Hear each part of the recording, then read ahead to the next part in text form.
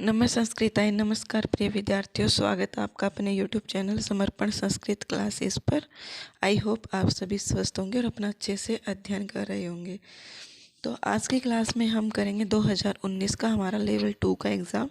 कल वाली क्लास में हमने लेवल 3 का किया था, लेकिन जो हमारा सिलेबस है वो लगभग सेम है। तो हमें क्या है, PYQ करने से ये अंदाज़ा हो जाता है कि आने वाले जो हमारे एग्ज़ाम होंगे वो किस टाइप के होंगे, कैसे कैसे क्वेश्चन पूछे जाते हैं, कौन से टॉपिक से ज़्यादा क्वेश्चन आ रहे हैं। तो इससे हमें PYQ से ये फ़ायदा हो रहा है। और कम से कम आपको 15 से 20 प्रश्न, इससे ज़्यादा भी हो सकते हैं, लेकिन मैं इतना मिनिमम बता रही हूँ आपको। इतने क्वेश्चन आपको PYQ से एज इट इज़ देखने को मिल जाएंगे। इसलिए आप PYQ की ये जो वीडियो है आप लास्ट तक देखिएगा। तो चलिए हम संस्कृत का PYQ करेंगे, इसके अंदर बाकी हम नहीं देखेंगे। बाकी जिन टीचर का जो सब्जेक्ट है वो करवाएंगे, तो वहाँ से आप देख लीजिएगा अपना।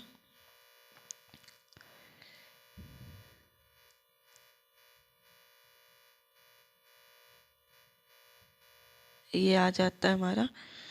तो हम क्वेश्चन को शुरू करने से पहले आप सभी से पहले तो एक मेरी रिक्वेस्ट है कि मुझे पता है जो मेरे शुरू से विद्यार्थी रहे हैं चैनल पर, वो ऐसे कमेंट नहीं करते हैं आ कर के कि मैम आप हमें सीधे 60 क्वेश्चन बनाइए नए सिलेबस के अकॉर्डिंग या कुछ भी। तो मुझे एक बार आप ये बताइए, हमारे सिलेबस में अगर संधि लगी है, मान लीजिए संधि लगी हुई है हमारे सिलेबस में, और प्रत्यय है जैसे कारक है, तो ये सभी जब इस एग्ज़ाम में आपको देखने के, मतलब मैं एक एग्जांपल दे रही हूँ, तो अगर हमारे सिलेबस में संधि लगी है तो क्या संधि के क्वेश्चन आपको यहाँ पर देखने को नहीं मिलते? सब कुछ होता है, लेकिन कुछ एक की आदत होती है कि आते हैं और आते ही कमेंट करते हैं कि मैम नए सिलेबस के अकॉर्डिंग 60 क्वेश्चन बनाइए। मैं आप सभी से समझ चाहती हूँ, पहले ही मैं अपनी तरफ से जो हो रहा है वो मैं आपके लिए कर रही हूँ, और मुझे ये भी पता है कि आप सबके लिए इम्पोर्टेंट क्या रहने वाला है। तो मैं नहीं चाहती कि आपका कोई भी समय बर्बाद किया जाए या फिर मैं अपना समय भी बर्बाद करूं, क्योंकि ऐसा नहीं है कि YouTube पर अगर मैं पढ़ाने लग रही हूं आपको तो मैं यहाँ पर करोड़ों पैसे कमा रही हूँ, ऐसा कुछ भी नहीं है। इसलिए आप सभी से रिक्वेस्ट है, मैं सिर्फ़ और सिर्फ मुझे पढ़ाने का शौक़ है, बस इसीलिए मैं यहाँ पर आपको पढ़ाने के लिए आती हूँ। मैं ये चाहती हूँ कि जैसे हमारा स्टेट होता है वैसे ही, मतलब आपको जो है किसी प्रकार की दिक्कत ना हो। जो बच्चा, जो विद्यार्थी बैच अफोर्ड नहीं कर सकता उसके लिए, मतलब मैंने देखा है बहुत से चैनलों पर जो स्टेट का बैच है वो बहुत बहुत ज़्यादा महंगा मिलता है। मतलब कहीं पर 2500, कहीं पर 3000 या फिर 1500। मतलब कुछ एक टीचर होंगे जो सस्ता भी देते होंगे, मुझे नहीं पता इतना, ना मैंने कभी बैच लिया है, लेकिन मैंने एक आध टीचर का देखा है, क्योंकि यूट्यूब पर मतलब बहुत है जो प्रचार करते हैं। तो मैं नहीं चाहती थी कि जो विद्यार्थी बैच अफोर्ड नहीं कर सकता उसको भी शिक्षा से वंचित रखा जाए, बस इसी बात को सोच करके मैंने आपको क्लास दी है।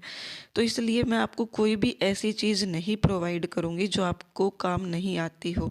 तो प्लीज़ प्लीज़ प्लीज़ आप मुझे ऐसा कमेंट मत किया कीजिए कि आप ऐसे जो है 60 क्वेश्चन बनाइए फिर हमारी जो है प्रैक्टिस करवाइए। ऐसा कुछ नहीं है, यहाँ पर भी वही सिलेबस है, वहाँ पर भी वही सिलेबस है, कोई चेंज नहीं है। और मैं डेली आपके लिए 60 क्वेश्चन आपको सोल्व करवा रही हूँ। तो यहाँ पर सिर्फ और सिर्फ 60 क्वेश्चन ही नहीं, और साथ में मैं एक्सप्लेन भी करती हूँ, तो लगभग आपके 100 क्वेश्चन यहाँ से निकल जाते हैं। अगर कोई पढ़ने वाला विद्यार्थी है तो वो ऐसे कमेंट नहीं करेगा, इतना मुझे उनसे उम्मीद है। और बहुत से विद्यार्थी हैं जो मुझे अप्रिसिएट भी बहुत करते हैं, जो बताते भी हैं कि हमें क्लास कैसी लगी।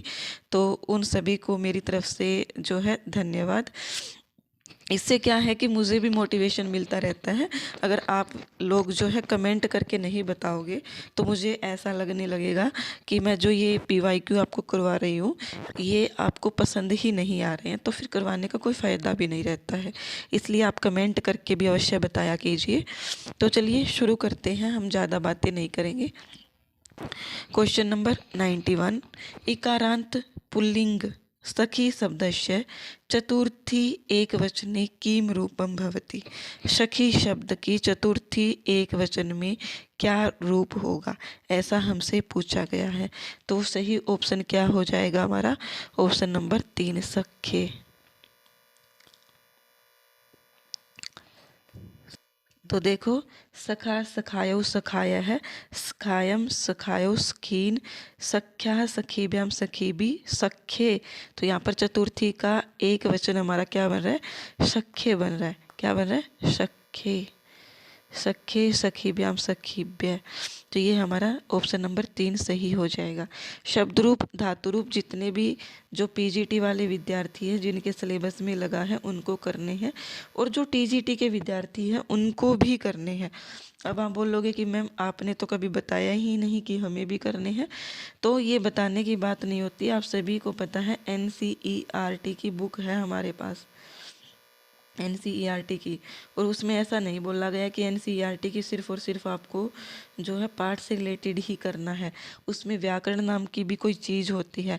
बाकी मैंने सभी व्याकरण आपको करवा दी है जो अलग से लगी हुई है। तो यहाँ पर आपको व्याकरण में NCERT से नहीं, आपको कौमुदी से ही पूछा जाएगा।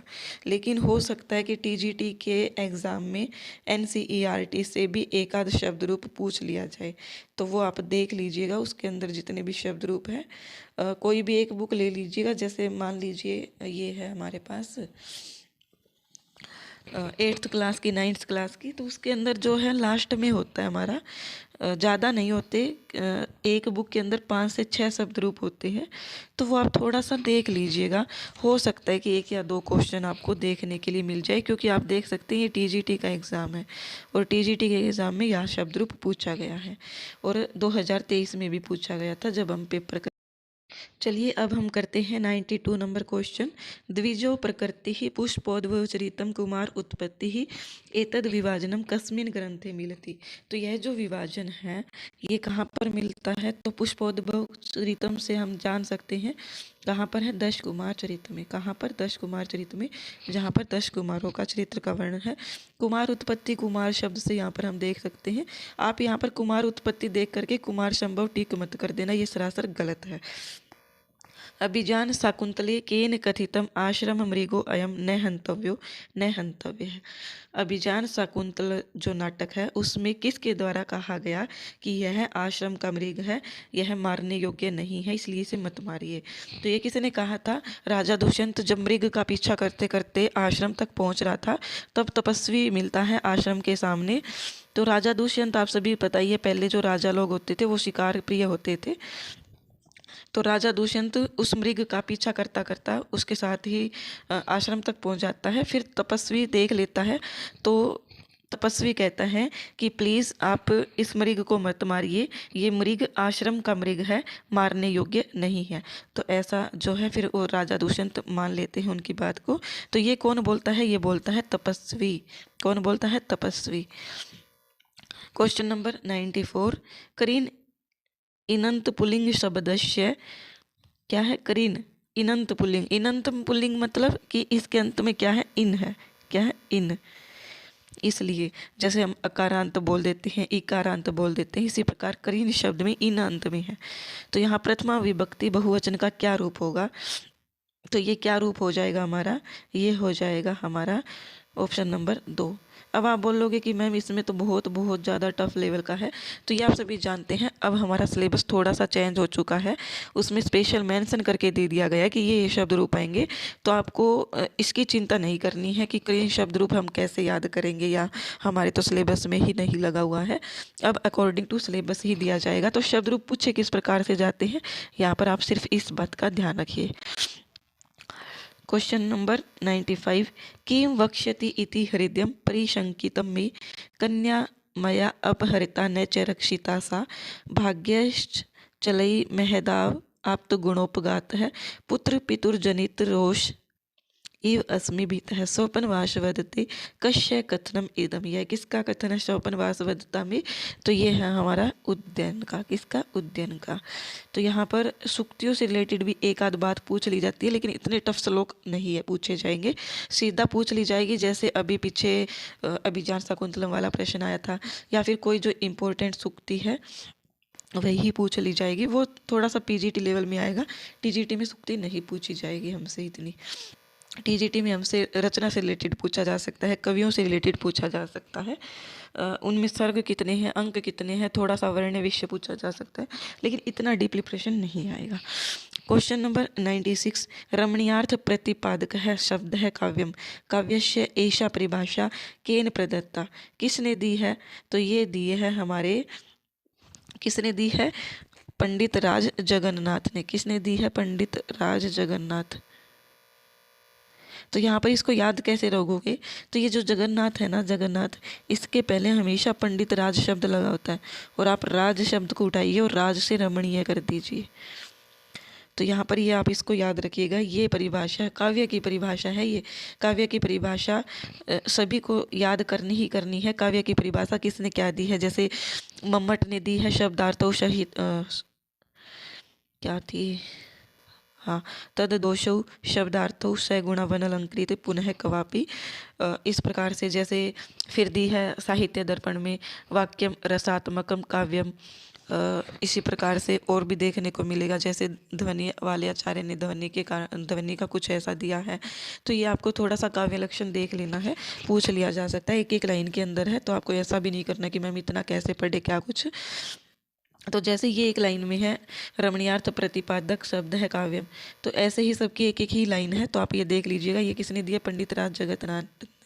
मम्मट ने क्या दिया है? तद दोषौ शब्दार्थौ सगुणवन अलंकृति पुनः कवापि। तो इस प्रकार से सभी ने परिभाषा दी है जो काव्य शास्त्रकार है। चलिए क्वेश्चन नंबर 97, एषु कह विकल्प है सुमेलित नास्ति। इनमें से कौन सा विकल्प सुमेलित नहीं है? तो यहाँ पर क्या हो जाएगा? सह कीम शखा साधु न शास्ति यो अदीपम। ये कहाँ की है? तो ये किराता अर्जुनियम की है। कहाँ की? किराता अर्जुनियम की। ये सही है। जात अस्वादो विवृत जंगनाम को विहातुम समर्थ है। ये कहाँ की है? तो ये हमारी है मेघदूत की। ये भी सही है। सब वीर्य गुप्ता ही मनोह प्रसूति। ये कहाँ पर है? तो ये मैंने कभी भी अभिज्ञान शाकुंतलम में सूक्ति नहीं पढ़ी है, और नास्ति पूछा है हमसे, तो यही हमारा क्या हो जाएगा? सही ऑप्शन हो जाएगा। अति आदर संकनीय है, ये किसकी है? मुद्रा राक्षस की। कौन बोलता है? चंदन दास बोलता है। चंदन दास बोलता है। चंदन दास कौन है? राक्षस का प्रिय मित्र। कौन है? राक्षस का बेस्ट फ्रेंड जिसको हम बोलते हैं, उसका नाम क्या है? चंदन दास। और चंदन दास की सूक्ति बहुत बहुत ज़्यादा प्रसिद्ध है।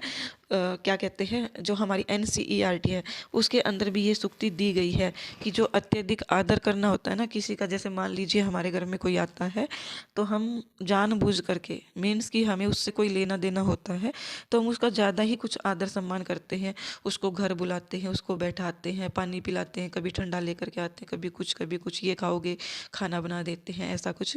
तो ये सब मतलब, तो यहाँ पर जो चाणक्य होता है, चाणक्य क्या कहता है चंदनदास को कि आओ आओ चंदनदास बैठो, हम तुम्हारा ही जो है प्रतीक्षा कर रहे थे, ऐसा कुछ। तो चंदनदास जो है समझ जाता है कि अत्यधिक आदर जो होता है वो संकनीय होता है, अर्थात चाणक्य को मुझसे कोई ना कोई लेना देना है। वो चाहता है कि मैं राक्षस के बारे में बताऊं कि राक्षस है कहाँ, या फिर राक्षस का परिवार कहाँ पर है। तो ये सब जानने के लिए चाणक्य ऐसा करता है। तो ये सब चंदनदास समझ जाता है। तो यहाँ पर आपसे ये पूछा जा सकता है कि राक्षस का मित्र का नाम क्या है? तो चंदनदास है। कहाँ पर है? मुद्रा राक्षस। मुद्रा राक्षस में कितने अंक है? 10। कितने हैं अंक? 10। तो इन 10 अंकों के भी नाम आप याद कर लीजिएगा। मुद्रा राक्षस के 10 अंक है। रचयिता कौन है? तो विशाख दत्त जी इनके क्या है? रचयिता है। और इसका जो नायक है ना, नायक, वो कौन है? नायक है चाणक्य। मुद्रा राक्षस का नायक कौन है? चाणक्य है। और जो प्रतिनायक है वो कौन है? राक्षस। पहले मैं क्या था, मैं जब पढ़ती थी ना तो मुझे राक्षस अच्छा लगता था इसके अंदर, जब मैं इसको मुद्रा राक्षस को पढ़ती थी, क्योंकि मुझे लगता था कि चाणक्य कूटनीति कर रहा, और कर भी रहा था, देखने को तो ऐसा ही लग रहा है। लेकिन यहाँ पर प्रतिनायक कौन है? तो प्रतिनायक है राक्षस। कौन है? राक्षस। चाणक्य किस राजा का मंत्री था? मंत्री सॉरी, जो मतलब पुरोहित बोल देते हैं या फिर जो बोल देते हैं विद्वान है ये चाणक्य जी। तो ये कहाँ के थे? तो ये चंद्रगुप्त के थे। किसके? चंद्रगुप्त के। चंद्रगुप्त को ये राज्य दिलवाना चाहते थे पूरा का पूरा, इसलिए राक्षस से ऐसा कुछ करवा रहे थे। और ये जो मुद्रा राक्षस है, ये जो है इसके अंदर नायिका का अभाव है। किसका? नायिका का। अगर ये पूछ लिया जाए तो ये भी हमें पता होना चाहिए, नायिका का अभाव है, तो ये भी आपको पता होना चाहिए। मुद्रा राक्षस में कोई भी स्त्री पात्र का जिक्र नहीं आया है। चलिए क्वेश्चन नंबर 98। जातिभ्यो द्रविणम दत्वा कन्यायै चैव शक्तितः डैश कस्य विवाहस्य लक्षणम एतत्। ये किस विवाह का लक्षण है, ऐसा पूछा गया है। तो अब जो है हमारे यहाँ विवाह देखने को, मतलब हमारे यहाँ मीन्स कि हमारे एग्जाम में विवाह से संबंधित क्वेश्चन मुश्किल ही पूछे जाएंगे, लेकिन हमारे जो है षड वेदांग लगे हुए हैं, षड वेदांग, तो उसमें एक 16 हमारे जो है संस्कार भी होते हैं। तो उसमें तो 16 संस्कार के बारे में तो थोड़ा बहुत पूछा जा सकता है, लेकिन विवाह के बारे में मुश्किल ही है। लेकिन फिर भी 8 प्रकार के ही विवाह है टोटल। तो ये कौन सा है 98 का? तो ये हो जाएगा हमारा आशुर विवाह।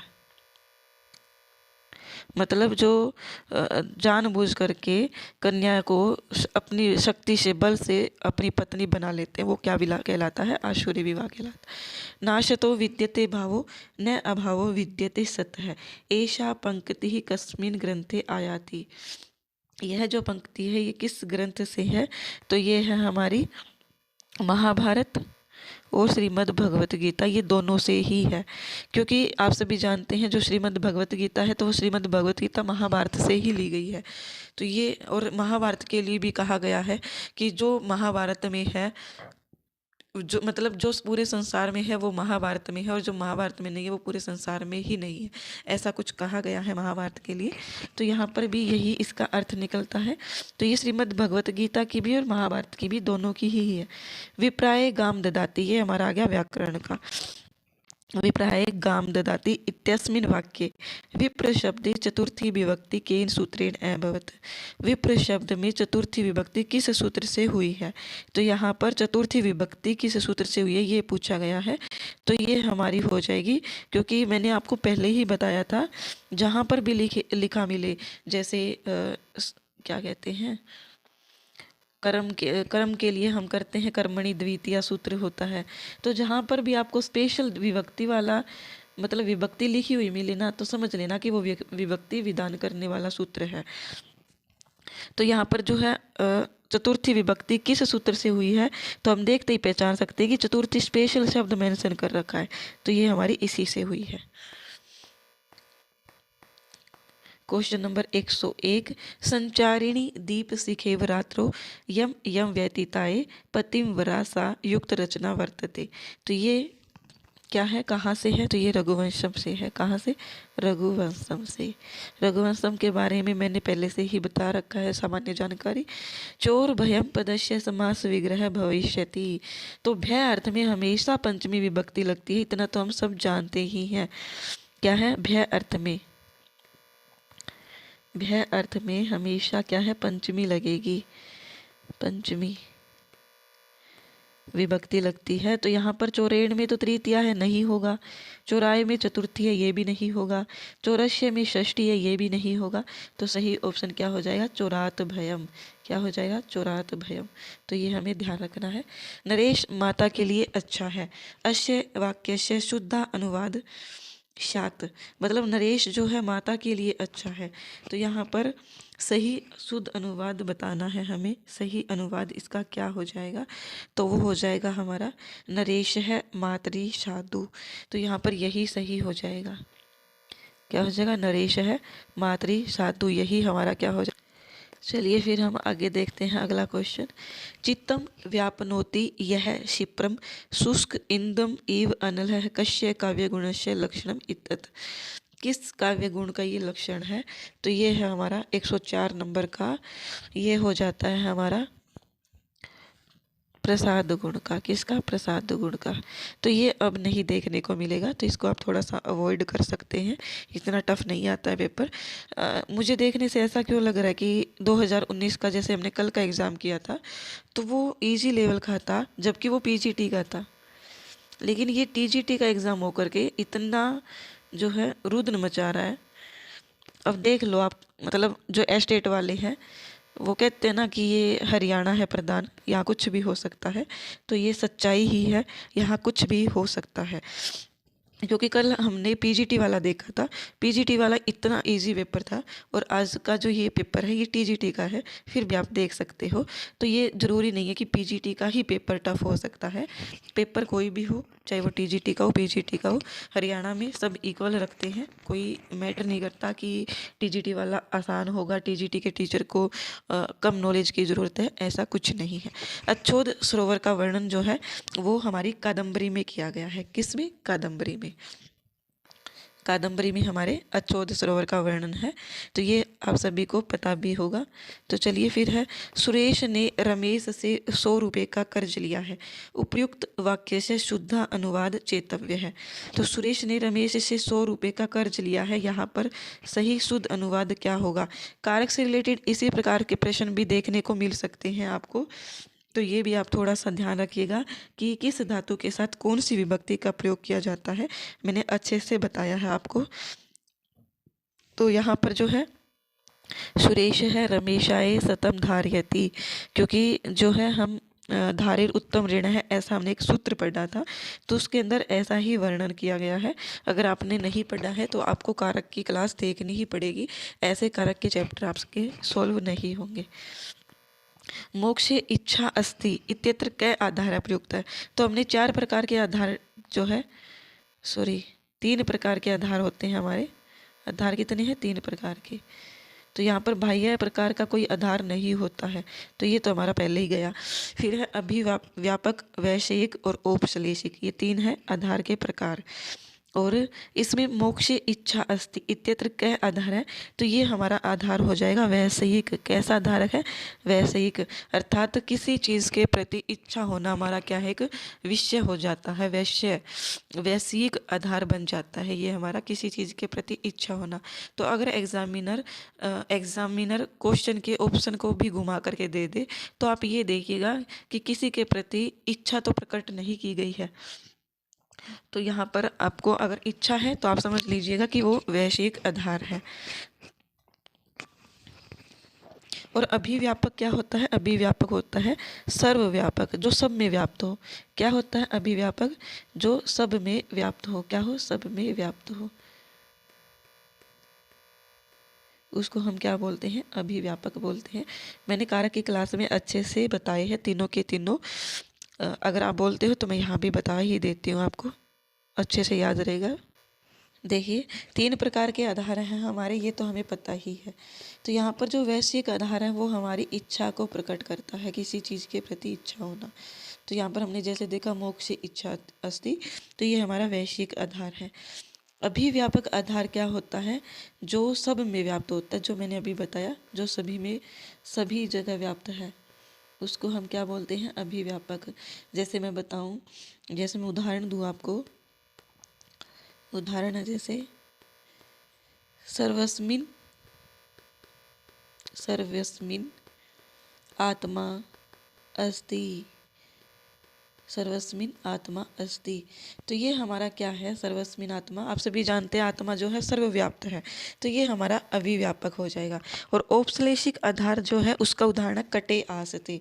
तो यहाँ पर जो है औपश्लेषिक आधार का उदाहरण क्या है? कटे आस्ते।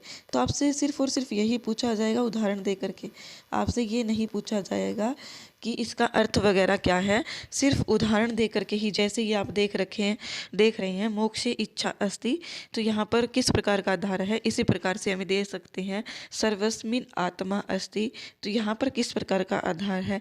या फिर हमें ये दे सकते हैं कि औपश्लेषिक आधार का उदाहरण कौन सा है, फिर हमें ऑप्शन में दे दिए जाएंगे सभी उदाहरण, तो हमें छांटना है।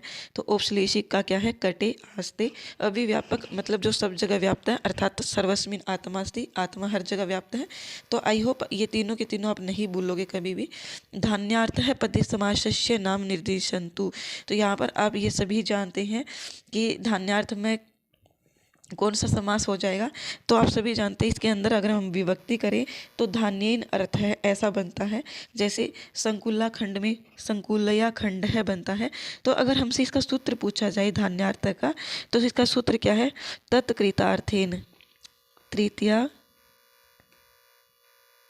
तत्कृतार्थेन गुणवचनेन। ये क्या है? सूत्र है। हमसे ये भी पूछा जा सकता है कि धान्यार्थ है शब्द की सिद्धि किस सूत्र से हुई है, तो वो ये हमारे तृतीया तत्कृतार्थेन गुणवचनेन। और धान्यार्थ का विग्रह क्या हो जाएगा? धान्येन अर्थ है। और इसका जो है कौन सा है फिर? तृतीया अगर विभक्ति है तो ये तृतीया ही तत्पुरुष हमारा क्या हो जाएगा? समास हो जाएगा इसके अंदर। ये समास में है तो तृतीया तत्पुरुष हमारा समास सही हो जाएगा इसके अंदर। फिर आता हमारा क्वेश्चन नंबर 109। पाशुपत अस्त्र प्राप्ति ही वर्णनम कस्मिन ग्रंथे वर्तते। सभी जानते हैं किरातार्जुनीयम में अर्जुन ने क्या है? किरातार्जुनीयम में अर्जुन ने शिव की तपस्या करके क्या प्राप्त किया है? पाशुपत अस्त्र प्राप्त किया है। तो ये आप सभी जानते ही हैं। चलिए फिर क्वेश्चन नंबर 110। स्वपन वासवदत्तम नाटके उद्यनस्य वीणायाः नाम किम आसीत्। तो ये वीणा से रिलेटेड पूछा जाता है। तो एक वीणा और भी है जो इम्पोर्टेंट है, बताती हूँ मैं आपको। उसका नाम है महती वीणा। महती वीणा किसकी है? तो वो है हमारे शिशुपाल वध में जो नारद जी है। कौन है? नारद जी, उनकी है महती वीणा। तो ये भी ध्यान रखिएगा आप। और स्वपन वासवदत्तम नाटक में उद्यन की वीणा का नाम क्या है? तो इनकी वीणा जो है इनका नाम है घोषवती वीणा। क्या है? घोषवती वीणा। ऐसी वीणा का कोई नाम ही नहीं है, तो आपको पजल नहीं होना है। एक है हमारे पास महती वीणा। महती किसका नाम है? ये है नारद जी की वीणा का नाम। किसका? नारद जी की वीणा का नाम।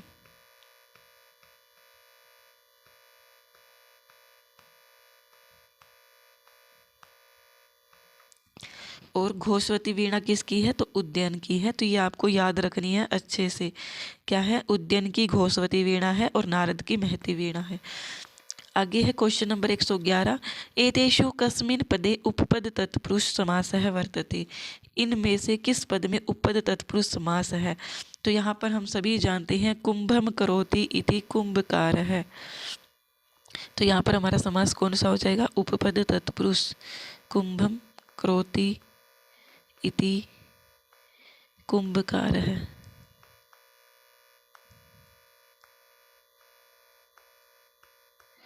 यहाँ पर अब्राह्मण में कौन सा समास है? तो यह है नय ब्राह्मण है। अब्राह्मण है। नय तत्पुरुष समास। कौन सा है? नय तत्पुरुष समास। और घन श्याम में घन इव श्याम कौन सा समास है? घन इव श्याम। तो यह हो जाएगा हमारा कर्मधारय। कौन सा? घन इव श्याम कर्मधारय हो जाएगा। कर्मधारय। और प्राचार्य में कौन सा समास है? तो प्राचार्य में हमारा हो जाएगा प्रगत है आचार्य। विग्रह देख लीजिए। प्रगत है आचार्य। शायद इसके अंदर हमारा जो है समास वो बहुब्रीहि ही है। प्रगत है आचार्य है। तो ये हमारा इनका विग्रह भी आप ध्यान रखिएगा और इनके समास भी। फिर आता है हमारा प्राप्तोदक है समासिक पदस्य विग्रह वाक्य पूर्व पदम कश्याम विभक्तौ भविष्यति। तो यहाँ पर आप सभी जानते हैं प्राप्तम उदक है। तो यहाँ पर 112 में हमारा सही क्या हो जाएगा? प्रथमा विभक्ति। प्राप्त है उदक है यस्य से ऐसा कुछ बनता है इसका विग्रह। मुझे अच्छे से याद नहीं आ रहा, लेकिन आपको ये पूछा गया है कि इसकी विभक्ति कौन सी होगी। तो प्राप्तोदक है में प्रथमा विभक्ति होगी। पूर्व पद कौन सा? यहाँ पर प्राप्त। और प्राप्त में कौन सी विभक्ति होगी? प्रथमा। जब विग्रह करेंगे तो मेघदूतस्य रचना कस्मिन् छंदसि वर्तते। मेघदूत की तो देखो कल वाले क्वेश्चन में भी सेम ही क्वेश्चन आया था। मेघदूत किसकी रचना है, सॉरी, मेघदूत में छंद कौन सा है, तो मैं से मेघदूत, मैं से मंदाक्रांता। बहुत बार ये एग्जाम में देखने को के लिए मिला है, तो अच्छे से ध्यान रखिएगा। विशेषण सह देवस्य नाम योजयन्तु, अर्थात जिसका विशेषण है उसके साथ उसका नाम जोड़िए। तो उरुगाय जो विशेषण है वो किसका है, वो विष्णु का है। किसका, उरुगाय विशेषण विष्णु का है। और सहस्र अक्ष है पुरुष का है। सुक्रतु वरुण का ही है। रत्न धातमम किसका है, अग्नि का। तो ये सभी के सभी क्या है, हमारे सही है। 114 का हमारा जो है ऑप्शन नंबर 1 सही हो जाएगा, अर्थात ए का कै, बै का खे, से का गै और दै का गै। तो मतलब ये हमारे चारों ही सही है। उरुगाय विष्णु का विशेषण है, सहस्र अक्ष है पुरुष का विशेषण है, सुक्रतु वरुण का विशेषण है, रत्न धातुमम अग्नि का विशेषण है। तो जो विद्यार्थी मुझसे पूछते हैं कि हम सूक्त से रिलेटेड किस प्रकार के प्रश्न करें, तो सूक्त आपको ऐसे ही करना है जैसे जैसे कोई सूक्त है तो सूक्त की संख्या क्या है, सूक्त संख्या, सूक्त संख्या, उसके बाद उसके अंदर उनके ऋषि देवता, सूक्त संख्या में मंडल भी साथ में ही आ जाएगा कि, और ये भी पता लग जाएगा कि कौन से वेद का है। जैसे हम पृथ्वी सूक्त पढ़ते हैं तो पृथ्वी सूक्त देखते ही पता लग जाता है कि वो अथर्ववेद का है। जैसे अग्नि सूक्त पढ़ते हैं तो वो इंद्र का है, सॉरी, अग्नि पढ़ते हैं तो वो हमारा ऋग्वेद का है, इंद्र बोल गई मैं, ऋग्वेद का है। तो ये भी ध्यान रखिएगा साथ में ही। और कुछ एक पर्यायवाची वो विशेषण शब्द भी दिए होते हैं इनके सभी के। जैसे अगर हम अग्नि के और इंद्र के देखें तो बहुत से विशेषण हैं, तो वो भी ध्यान रखिएगा। ज़्यादा इम्पोर्टेंट अग्नि विशेषण किस किस के ज़्यादा इम्पोर्टेंट रूप से देखने को मिलते हैं, तो वो हमारा अग्नि, विष्णु, इंद्र और वरुण। तो इन चारों के बहुत बहुत ज़्यादा इम्पोर्टेंट है। इन चारों के तो आप अच्छे से देख ही लीजिएगा। और पुरुष के भी पूछ लिए जाते हैं तो पुरुष का भी देख लीजिएगा, इन पांचों का ही देख लीजिएगा आप। पुरुष का भी विशेषण आपको पता होना चाहिए सभी का। श्रीमद् भगवत गीता अनुसारेण अव्यवसायिनां बुद्धयः कीदृश्य भवन्ति। तो यहाँ पर जो है अव्यवसायिनां बुद्धि किस प्रकार की होती है श्रीमद् भगवत गीता के अनुसार, तो ये किस प्रकार की हो जाएगी हमारी, ये हो जाएगी बहुशाखा अनंताश्च। किस प्रकार की, बहुशाखा अर्थात बहुत शाखाओं वाली और अनंत होती है। स्ताम ही संदेह पदेशु वस्तुषु प्रमाणम अंतःकरण प्रवृत्य है। ये कौन बोलता है, तो ये बोलते हैं हमारे दुष्यंत राजा। कौन बोलते हैं, राजा दुष्यंत। कि सज्जनों की जो है अंतःकरण ही प्रमाण होती है संदेह होने पर। अर्थात जो सज्जन व्यक्ति होते हैं, अगर उनके अंदर कोई संदेह है किसी व्यक्ति को लेकर के या किसी वस्तु को लेकर के, तो उनका जो अंतःकरण कहता है, अंतःकरण मीन्स कि हम उसको हृदय बोल देते हैं, दिल बोल देते हैं। वैसे वो दिल मतलब ऐसा दिल होता है उसको बोल ही दिया जाता है, लेकिन ये सच में होता फेफड़ा ही है। ऐसे ऐसे दिल नाम की कोई चीज़ नहीं होती है, वो अजीब सा दिल बना हुआ होता है, तो वही है। तो यहाँ पर बोलते हैं कि राजा दुष्यंत शकुंतला के बारे में सोच रहे होते हैं, तो वो सोचते हैं कि ये तो आश्रम की लड़की है, तो क्या इससे विवाह करना संभव है। लेकिन उसका अंतःकरण कह रहा है कि हाँ मेरी इससे शादी हो सकती है, हम जो है एक दूसरे के साथ जीवन यापन कर सकते हैं। तो इस पर वो खुद से बातें कर रहा है कि जो सज्जनों की अंतःकरण होता है ना, वही जो है प्रमाण माना जाता है। अर्थात मेरा जो दिल कह रहा है ना वही सच है, जो मैं देख रहा हूँ वो सच नहीं है। मीन्स कि वो जो शकुंतला है वो क्या है, वो आश्रम में रह रही है ये सच नहीं है, लेकिन वो अप्सरा की बेटी है, ऐसा मतलब कि वो विवाह के लायक है, वो मुझसे विवाह कर सकती है, और ये मेरा दिल कह रहा है तो ये सच है। तो ऐसा ही इसमें वर्णन किया गया है। वाग आदि दैव क्या है, सॉरी, वाग आदि वैकृत चेतो विकासो डैश इष्यते। तो ये हमारा क्या कहलाता है, वाग आदि वैकृत चेतो विकासो डैश इष्यते, ये हमारा हो जाता है हास है। क्या हो जाता है, वैकृत चित विकासो, हास हो जाता है, अर्थात जो हमारा हास्य रस है उसका ये लक्षण दिया गया है। आप सभी भी मुझे कमेंट करके बताइएगा कि ये जो 2019 का एग्ज़ाम है और वो भी टीजीटी का, क्या ये कल वाले एग्ज़ाम से टफ नहीं लग रहा है? मुझे तो लग रहा है बहुत ज़्यादा ये देखने में, जबकि एग्ज़ाम ये टीजीटी का है, लेकिन पीजीटी वाला बहुत ईजी था जो 2019 का कल वाली क्लास में हमने किया था। एतेषु असंगतम चिन्वन्तु। तो आपको ना एक बात और, आप ये एग्ज़ाम देख करके बिल्कुल भी डीमोटिवेट मत हो जाना कि कहीं आप सोचो कि थोड़ा सा टफ दे दिया गया है तो मैम हमें ये आ नहीं रहा है।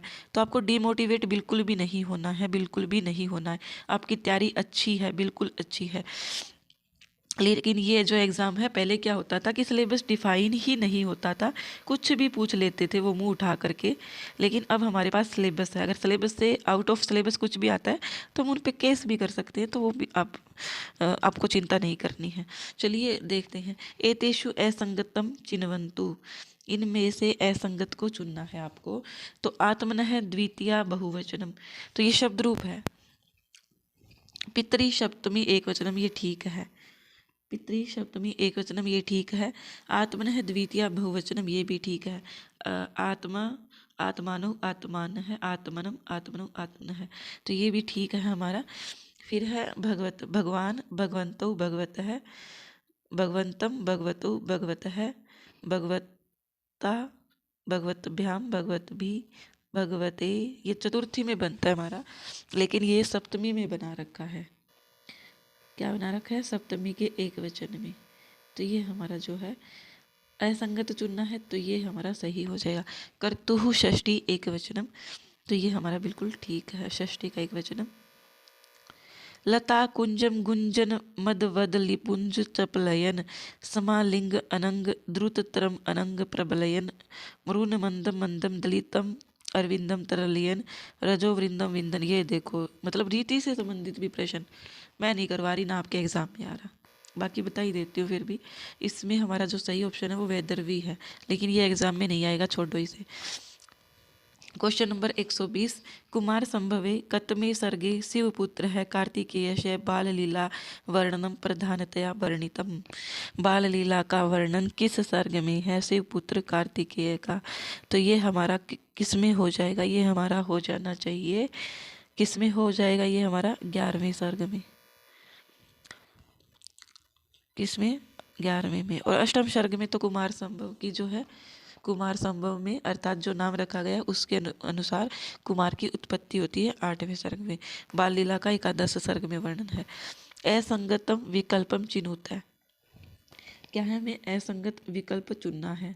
तो यहाँ पर मधु मधुनी मधुनी मधु, ये पूरी यहाँ पर मधु का ही शब्द रूप दे दिया है।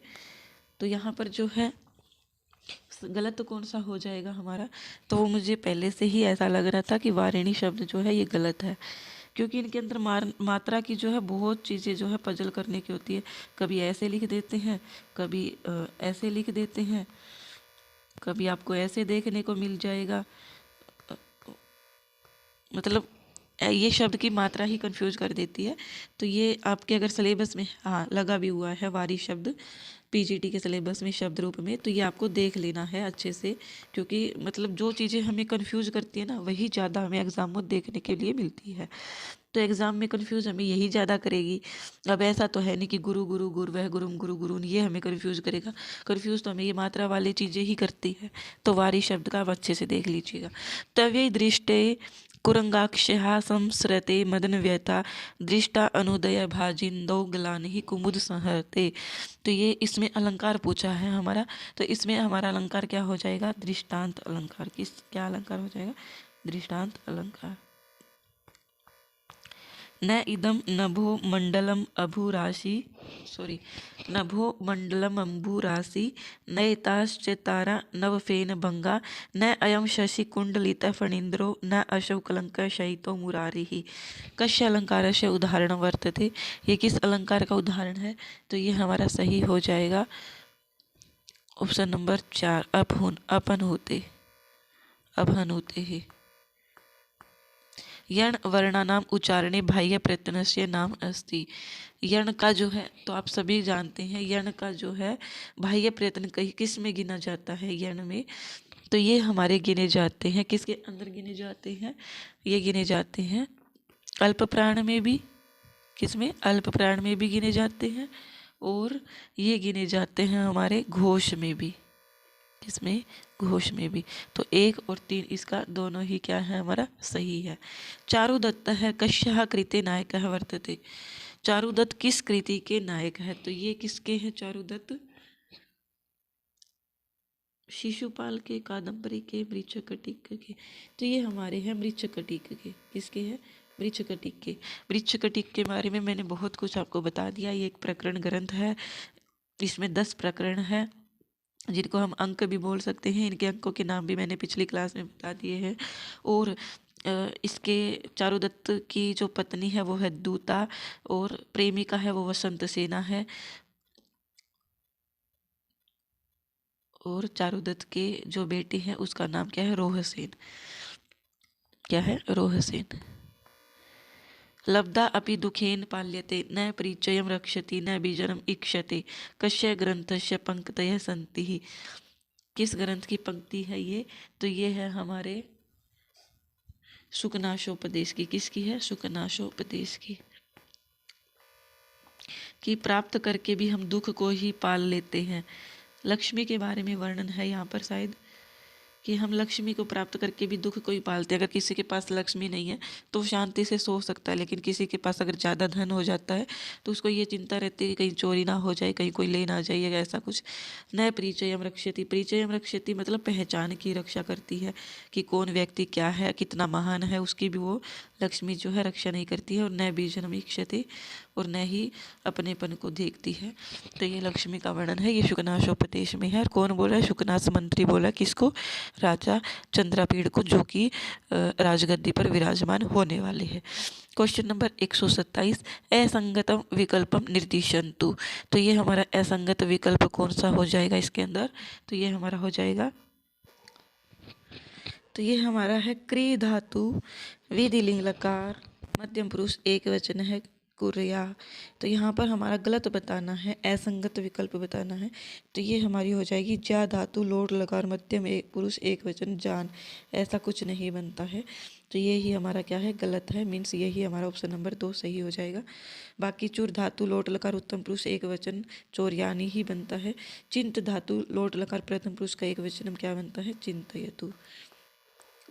अश्मद शब्द संदर्भे अनुचितम विकल्पम वर्तते। ये तो मेरा फेवरेट शब्द रूप है, अश्मद। तो यहाँ पर क्या है? अहम आवाम वयम मया आवाभ्याम अस्माम मया आवाभ्याम। अरे कहाँ चली गई? अहम आवाम वयम माम। देखो इतना फेवरेट था फिर भी भूल गई। फिर आप बोलते रहते हो कि मैम हमें याद नहीं हो रहा, मैं खुद भूल जाती हूँ।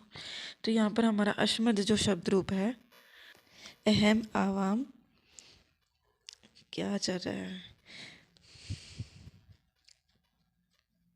अहम आवाम वयम माम आवाम अस्मान मया आवाभ्याम अस्माभि मह्यम आवाभ्याम अस्मभ्यम। तो इस प्रकार से हमारा जो है अश्मत शब्द का रूप चलता है।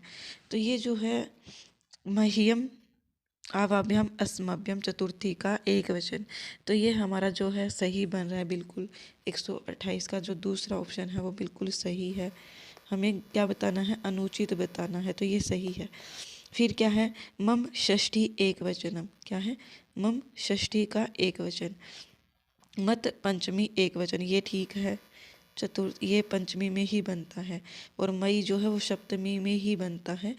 लेकिन यहाँ पर जो षष्ठी का एक वचन है, यहाँ पर बनेगा तो हमारा मम शब्द ही, यहाँ पर बनेगा तो मम ही, लेकिन मम हलंत नहीं होगा, पूरा मम होगा। क्या होगा? पूरा मम, हलंत नहीं होगा। और इसका वैकल्पिक रूप क्या बनता है? मे। क्या बनता है? मे। तो ये भी आप ध्यान रखिएगा। इनके वैकल्पिक रूप भी अच्छे से ध्यान कर लीजिएगा। ये 2019 का एग्ज़ाम था, इसमें ऐसा आया है। लेकिन जब आप देखोगे 22 का और 23 का एग्ज़ाम, तो उसमें हर बार आपको देखने के लिए मिलेगा वैकल्पिक रूप। तो चाहे वो आप अस्मद का हो चाहे वो युष्मद का हो, दोनों का दोनों अच्छे से याद कर लीजिएगा, वैकल्पिक भी और वैसे भी। कह कवि सब काव्यस्य कृते श्रृंगार मृत शीतगुः विशेषणं प्रददाति। श्रृंगार अमृत शीतगुः विशेषणं प्रददाति। व्यक्ति, मतलब कौन सा कवि है जो अपने काव्य के लिए ऐसा विशेषण देता है। कौन देता है ऐसा विशेषण? तो वो हमारे देते हैं श्री हर्ष जी। कौन देते हैं? श्री हर्ष जी। श्रृंगार अमृत शीतगुहु महियांश प्रकृत्या मितभाषिण है। ये कौन कहते हैं, कहाँ की है? तो यह है शिशुपाल वध की। किसकी है? शिशुपाल वध की है। और कौन किसको कह रहा है ये आप मुझे कमेंट में बताओगे। आपका आज का यही प्रश्न है, कौन किसको कह रहा है महियांश प्रकृत्या मितभाषिण है? कहेगा सिर्फ और सिर्फ नारद और कृष्ण ही आपस में, क्योंकि वही बात कर रही हैं शिशुपाल वध के पहले सर्ग में और वहीं से ज़्यादा शुक्ति पूछी जाती है। तो आप मुझे ये बताओगे कि नारद कृष्ण को बोल रहा है या कृष्ण नारद को बोल रहा है? तो ये आप मुझे कमेंट में बताओगे। एषु किम सुमेलितम नास्ति, इनमें से क्या सुमेलित नहीं है? तो ये हमें बताना है। तो ये हमारा हो जाएगा पचेह विधि लिंग लकारे मध्यम पुरुष एक वचनम, ये हमारा बिल्कुल सही है। लेकिन लंग लकार के उत्तम पुरुष एक वचन में अपचम नहीं बनेगा, तो हमारा गलत ऑप्शन यही हो जाएगा। वदतम लोट लकार मध्यम पुरुष द्विवचन, वदतु वदताम वदंतु वद वदतम वदत, तो ये हमारा ये भी सही है। और नश्यति, तो ये भी हमारा बिल्कुल सही है। इसी प्रकार से रूप बनता है नश्यति, कहीं आप इसको नमिष्यति ऐसा कुछ बना दो। फिर आता है हमारा क्वेश्चन नंबर 132। एकात पत्रम जगतः प्रभुत्वम नवम वयः कांतम इदम वपुश्च अल्पस्य हेतुर्बहु हातुम इच्छन् विचार मूढ़ः प्रतिभाति में त्वम कस्य छंदस्य उदाहरणम एतत् पद्यम। किस छंद का उदाहरण है ये? तो ये छंद पूछा है, तो हम छंद की गणना कर लेंगे। हम बहुत चालाक प्राणी हैं, ऐसे ही हल्के में मत लीजिएगा। तो यहाँ पर हम अक्षरों की गणना कर लेंगे। 1 2 3 4 5 6 7 8 9 10 11 11 इसके अंदर क्या है? अक्षर है। ठीक है, और दूसरे में भी देख ही लेते हैं हम। फिर 1 2 3 4 5 6 7 8 9 10 11 ही इसके अंदर है। तो यहाँ पर उपजाति है कि द्रुत विलंबित है? तो मैं बताऊँ, द्रुत विलंबित में तो 12 होते हैं। कितने होते हैं? 12 अक्षर होते हैं, काटा मार दो। वसंत तिलका में 14 अक्षर होते हैं। कितने? 14, तो ये भी काटा मार दो, नहीं हो सकता। वंशस्थ में भी 12 अक्षर होते हैं। कितने? 12, तो ये भी नहीं हो सकता। एनालिसिस हम इतनी आसानी से कर देते हैं कि छंद हमारे चुटकियों में हो जाते हैं। चलिए फिर हमारा क्वेश्चन नंबर 133। स्वायत्तम एकांत गुणम विधात्रा विनिर्मितम छादनम अज्यतायाः एषा पंक्ति केन कविना कथितम। यह पंक्ति किस कवि के द्वारा कही गई है? तो ये हमारी कही गई है किसके द्वारा? भर्तृहरि जी के द्वारा। किसके द्वारा? भर्तृहरि जी के द्वारा। उत्तर रामचरितस्य कस्मिन् अंके विष्कम्भक योजना तथा च प्राकृत भाषा इति अन्यो अभाव वर्तते। किस अंक में इसका अभाव है? तो ये हमारे किस में हो जाएगा? ये हमारा हो जाएगा पंचवें अंक में। किस में? 5वें अंक में। इतना डीपली आजकल प्रश्न नहीं आता है, ये 2019 में शायद एग्जामिनर का दिमाग ही घूम गया था। माशेन भगवत गीता अधीता रेखांकित पदे तृतीया विभक्ति विधायकम सूत्रम अस्ति। तो यहाँ पर तृतीया विभक्ति विधायक सूत्र कौन सा है? कौन सा हो जाएगा हमारा? तो वो हो जाएगा हमारा 135 का नंबर 1 अपवर्गे। क्या है? अपवर्गे तृतीया। सूत्र कंप्लीट क्या है? अपवर्गे तृतीया कंप्लीट सूत्र है ये। इससे इस सब उदाहरण की जो है क्या होती है? सिद्धि होती है। क्या होती है? माशेन भगवत गीता अधीता, इस सूत्र की क्या होती है? मास भर में भगवत गीता का अध्ययन किया। तो यहाँ पर तृतीया विभक्ति लगी है। अगर कार्य चल रहा होता तो कौन सी विभक्ति लगती? दूसरी।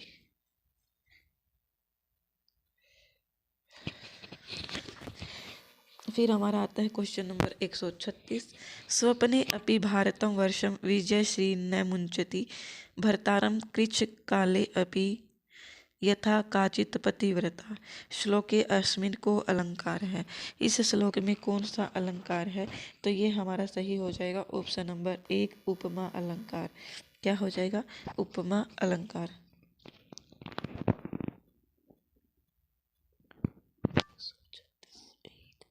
स्वप्ने अपि भारतं वर्षं विजयश्रीर्न मुञ्चति भर्तारम कृच्छ काले अपि यथा काचित पतिव्रता। तो यहाँ पर हमारा उपमा अलंकार है। अयुजि न युग रेफतो यकारो डैश कस्य छंदस्य लक्षणम एतत्। तो ये तो हम अक्षर गिन के पता लगा लेंगे। 1 2 3 4 5 6 7 8 9 10 11 12। तो ये हमारे 12 है। क्या है? 12। और 12 किस में होते हैं? तो द्रुत विलंबित में होते हैं। तो ऑप्शन नंबर 3 सही हो जाएगा। क्या हो जाएगा? ऑप्शन नंबर 3 सही। लेकिन यहाँ पर जो हमारी आंसर की है उसके अंदर 3 ना दे करके 4 दिया गया है। पुष्पित आगरा छंद यहाँ पर है। तो मुझे यहाँ लगता है कि यहाँ जो ये डैश डैश दिया गया है इसके अंदर भी कुछ अक्षर होने चाहिए थे जो यहाँ पर हमें बताया ही नहीं गया है। तो हम अक्षर को गिन करके द्रुत विलंबित इसमें नहीं कर सकते हैं। और देखो एग्जामिनर कितना चालाक प्राणी है, उसको पता है कि हम जैसे लोग जो है अक्षर को गिन करके आंसर को कर देंगे टिक और इनका हो जाएगा गलत, क्योंकि इसमें 12 अक्षर और 12 अक्षर में द्रुत विलंबित होता है। तो हमारे यहाँ पर 137 का ऑप्शन नंबर सही माना गया है। पुष्पितागरा। क्या है? पुष्पितागरा। देखो मैंने पुष्पितागरा छंद के बारे में कभी भी नहीं पढ़ा है, इसलिए मैं आपको कभी भी मतलब आपको ये नहीं बोलूँगी कि इसमें ये होगा ये होगा। जब मुझे इसकी चीज़ की नॉलेज होगी तो मैं आपको ज़रूर बताऊँगी पुष्पितागरा। लेकिन अभी हमारे सिलेबस में ये छंद नहीं है, तो आपको ये चिंता ही नहीं करनी है कि मैम अगर हमसे पुष्पितागरा छंद पूछ लिया गया तो हम क्या करेंगे। आपके जो सिलेबस में है बस आपको उन्हीं पर फोकस करना है। आपको पुष्पितागरा का ऑप्शन अगर दिया भी गया तो आपको जो है क्वेश्चन पुष्पितागरा का नहीं दिया जाएगा। क्वेश्चन ऐसा होगा जिसमें उसका ऑप्शन या तो द्रुत विलंबित हो या मंदाक्रांता हो या हरिणी हो या कुछ भी, लेकिन पुष्पितागरा से रिलेटेड नहीं होगा क्योंकि हमारे सिलेबस में ही नहीं है। शम प्लस 3 योगी शब्द है निर्मीयते। तो इससे किस शब्द की सिद्धि होती है? तो ये हमारी होती है शांति। किस शब्द की? शांति ही, अक्षांति ही इसको बोल सकते हैं। और शांति अगर शब्द बनाना है तो ये सम प्लस 3 ऐसे होता है, इसमें ऐसी शम धातु होती है। लेकिन इस शांति शब्द में कैसी धातु होगी? शम प्लस 3 ये वाली। तो ये आप समझ गए होंगे। चलिए आगे क्वेश्चन नंबर 139। नाम्न नपुंसक लिंग शब्द संदर्भे कह विकल्प है सुमेलित है नास्ति। तो यहाँ पर कौन सा विकल्प जो है वो सुमेलित नहीं है, तो वो हमारा हो जाएगा